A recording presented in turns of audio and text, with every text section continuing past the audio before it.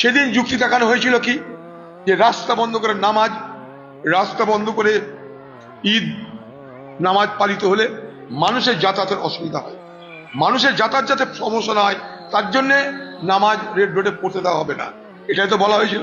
তাহলে আজকে কি বাংলার মানুষ বলেছে যে মোদিজির যোগাসন করার জন্য আমাদের কোনো অসুবিধা হবে না? এটা সাম্প্রদায়িক বিভাজনের রাজনীতি হচ্ছে বাংলায়।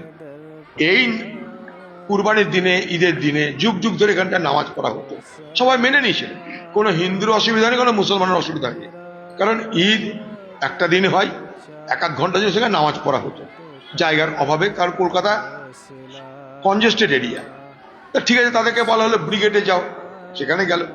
তো মুসলমান মানুষের জন্য ব্রিগেড, আর মোদিজির আসনের জন্য কেন রেড রোড আমি বন্ধ করে রাখবো? কোন অধিকারে? কোন অধিকারে?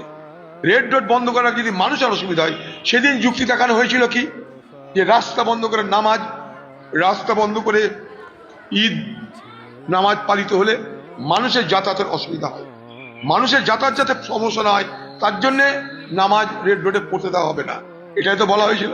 তাহলে আজকে কি বাংলার মানুষ বলেছে যে মোদিজির যোগাসন করার জন্য আমাদের কোনো অসুবিধা হবে না, বা আমাদের অসুবিধা হবে?